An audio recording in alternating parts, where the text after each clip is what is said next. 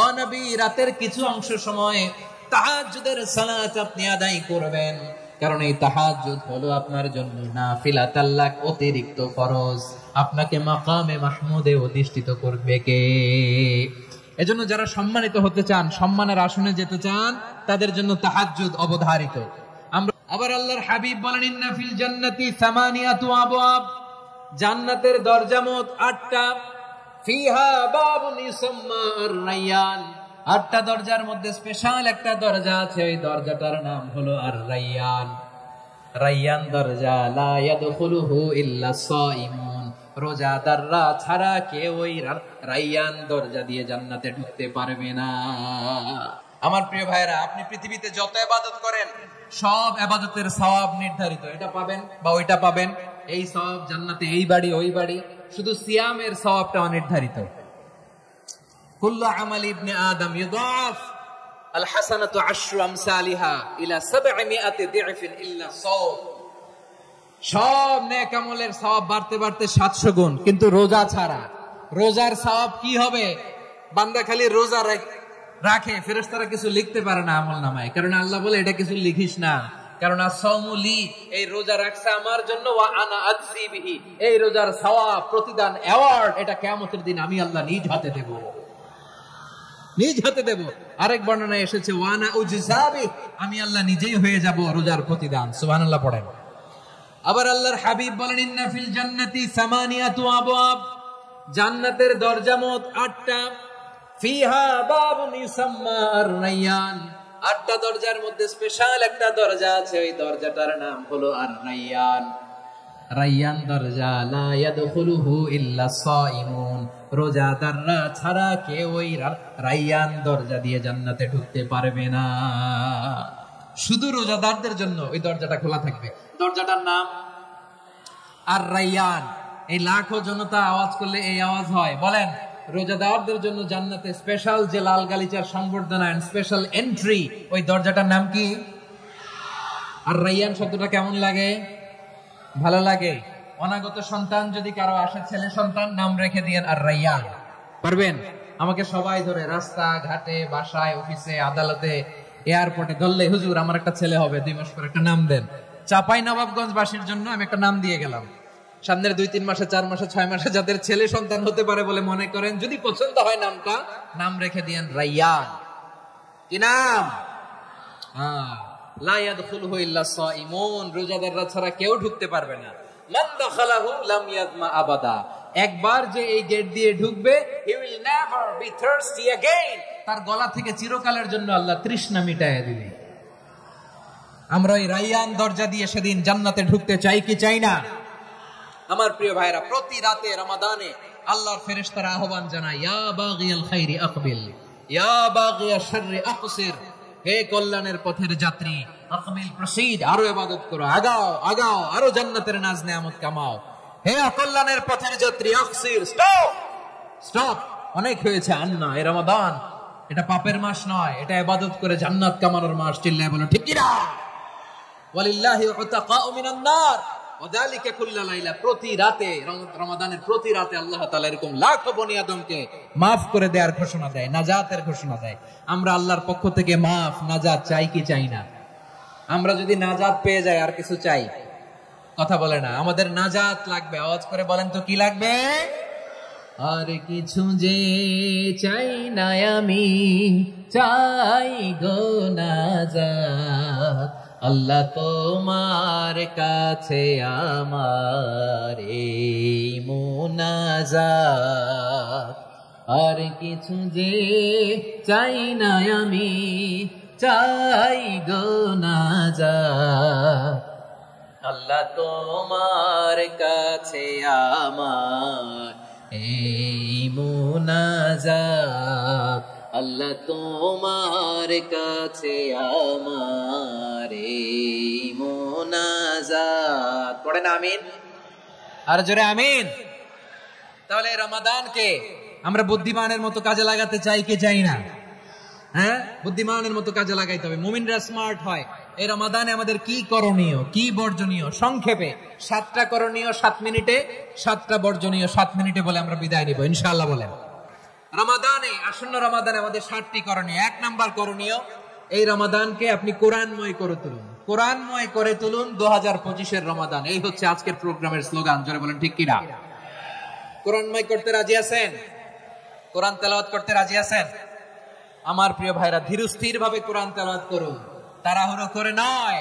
আনাস রাদিয়াল্লাহু তাআলা আনহু বলতেন, রুব্বা কারি লিল কুরআন ওয়াল কুরআন ইয়ালআনহু। কোরআনের অনেক কারি আছে যারা কোরআন পড়ে কিন্তু সওয়াব পায় না, বরং আল্লাহর কোরআন তার বিরুদ্ধে আল্লাহর দরবারে নালিশ করে আর লানত করতে থাকে। আমরা কি ওইরকম কোরআনের তেলাওয়াতকারী হতে চাই? না। ধীরস্থির ভাবে, ওয়ারাত্তিলিল কুরআনা তারতিলা, তারতিলের সাথে পড়বেন। বিষ্ণু ইসা ইসলাম কানা ইয়ামুদ্দু সাওতাহু মাদ্দান, টেনে টেনে পড়তেন। আলহামদুলিল্লাহি রাব্বিল আলামিন আর রহমানির রহিম মালিকি ইয়াউমিদ্দিন ইয়্যাকা না'বুদু ওয়া ইয়্যাকা নাস্তাঈন ইহদিনাস সিরাতাল মুস্তাকিম সিরাতাল লাযীনা আন'আমতা আলাইহিম غير المغضوب عليهم ولا الضالين।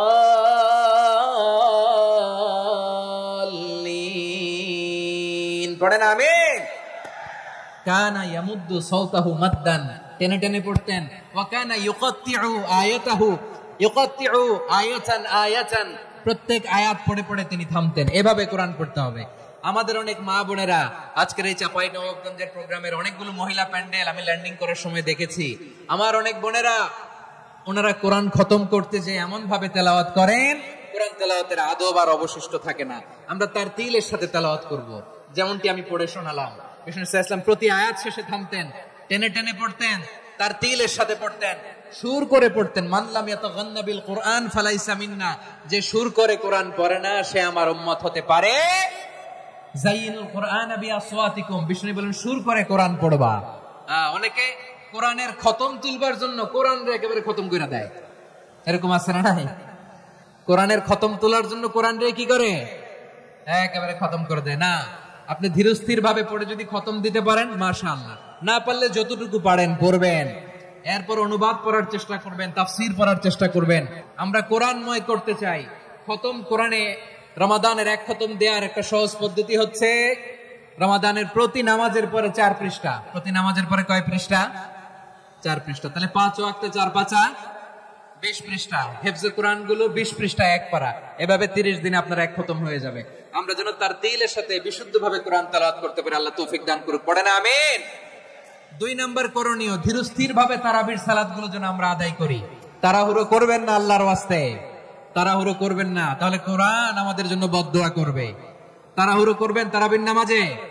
তারাবির নামাজ সালাতুত তারাবিহ মানে বিশ্রামের নামাজ, আর আমরা পড়ি সালাতুল কিতার, রেলগাড়ির মতো নামাজ।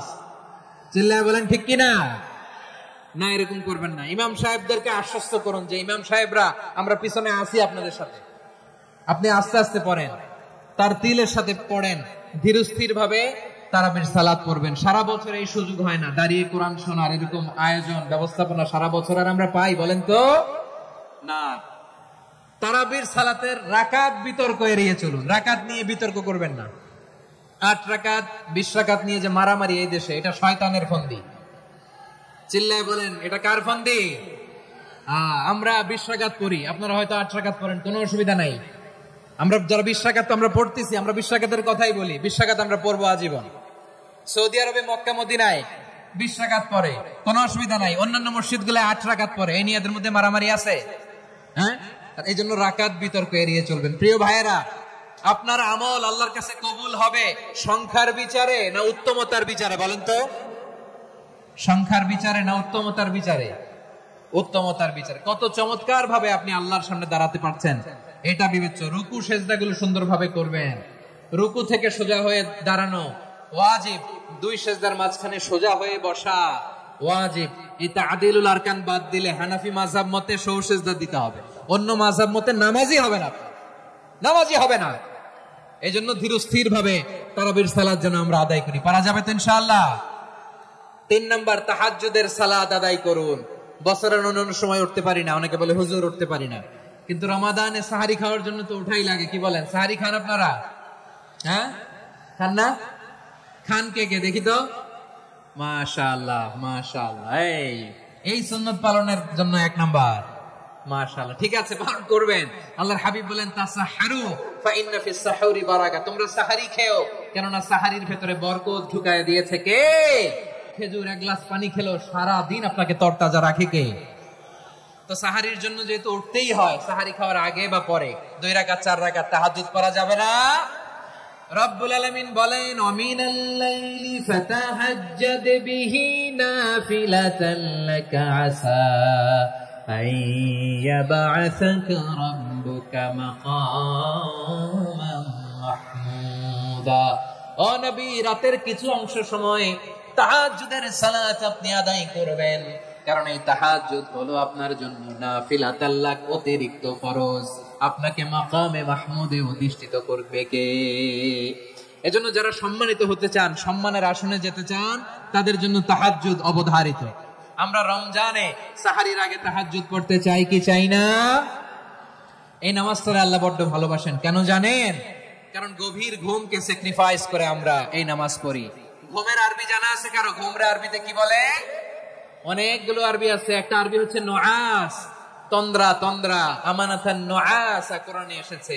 আরেকটা আছে ঝিমুনি, ঝিমুনি, এইভাবে ঝিমুনি আসে ঘুমের আগে, এটারে বলে সিনা। এটারে কি বলে? সিনা। স্বাভাবিক ঘুমকে আরবিতে বলে নাউম। স্বাভাবিক ঘুমকে কি বলে?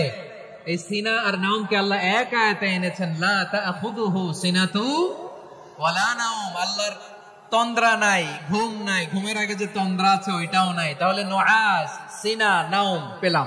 আরেকটা ঘুমের আরবি হচ্ছে হুজুদ। চাঁপাইনবাবগঞ্জ আওয়াজ করে বলেন, আরেকটা ঘুমের আরবি কি? হুজুদ। এটা মাঝরাতের ঘুম, শেষ রাতের ঘুম, যেই ঘুমটা বড্ড মজা লাগে। কাঁথা টেনে টেনে, ব্ল্যাঙ্কেট টেনে টেনে আরেকটু ঘুমাইতে মন চায়, আরেকটু, আর 1 মিনিট, আর 2 মিনিট, এরকম একটা মজার ঘুম শেষ রাতে আছে না নাই? এই শেষ রাতের ঘুম, এই হুজুদের ঘুমকে স্যাক্রিফাইস করে যেই সালাত পড়া হয়, ওই সালাতের আরবি নাম হচ্ছে সালাতুল হুজুদ বা সালাতুত তাহাজ্জুদ। চিল্লায় বলেন আল্লাহু আকবার।